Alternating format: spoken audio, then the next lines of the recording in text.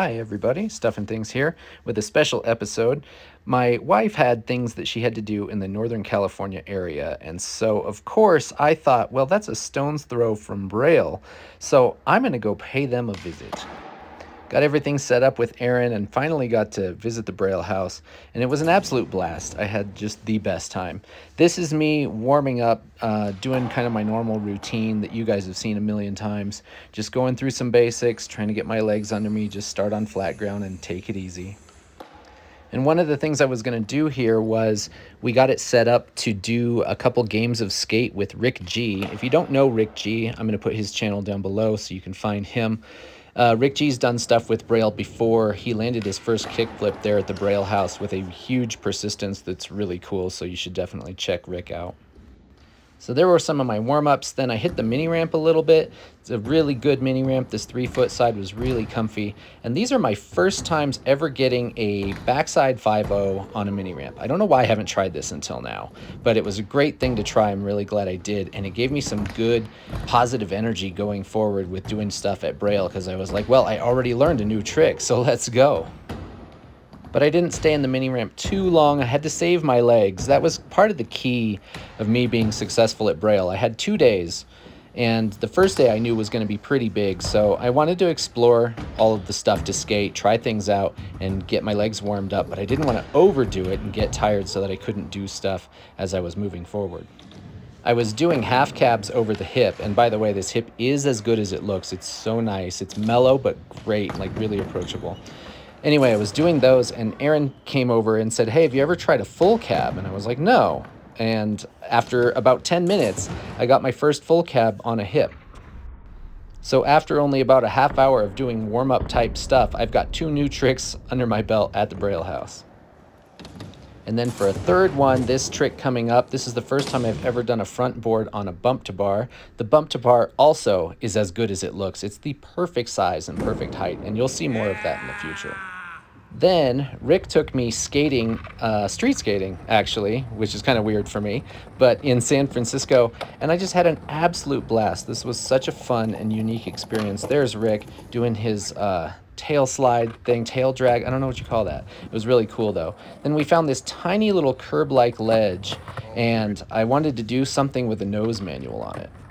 I tried it a whole bunch of times. I got some nose manuals, and then I thought I've got to do nollie shove off because it'll come off the correct direction. And Rick was awesome. He was patient to let me try like a whole bunch of times on this. I wanted to get a clean one. There was one that was almost there. And here comes the one that I finally got. It's not as clean as I wanted, but at least I did get one, so I'm pretty happy. I never skate street type stuff like this, so it took a while to get used to just the overall feel. Now here's Rick going for some nose manuals, and he said that he hasn't done nose manuals before except on flat. So I was more than happy to tell him how I got started with nose manuals on curb-like things like this, how you just sort of walk the board up there and try to balance that nose manual. He never got it, but it's a great start, and I know he's going to get this one of these days in the future. Then he took me to another spot with a 2-stair, and you guys know I don't do stairs very much at all. And for whatever reason, I felt like this was a good place to do a backside 180. Don't ask me why, my brain does not make any sense. But once I got used to going down something with 1 stair underneath me that I have to clear, I got a little more comfortable, felt pretty good, got one there. Unbelievable. I clipped, but I don't care. No, dude. I wanted to clean it up, so I got it one more time. I'll take it. I'll take that any day. And then I wanted to get something else down these stairs because I was getting comfy. What's one of my go-to tricks? It's another weird one, nollie front shove. Rick thought I was crazy for trying this down some stairs, but I was like, but it's one of my best tricks. I can land this on flat 9 out of 10 times. And it took some getting used to going down something with this trick, but eventually we got one that was decent.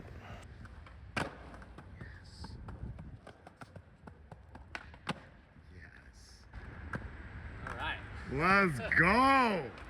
And then here's some shots of Rick. He wanted to do some ollies down this. He was trying to really bone his ollie out forward.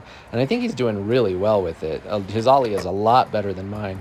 He wants to get rid of that back foot separation. His back foot is separating from the board a little bit, and I don't know why. I'm not good at diagnosing and fixing ollies because mine's not even really that good.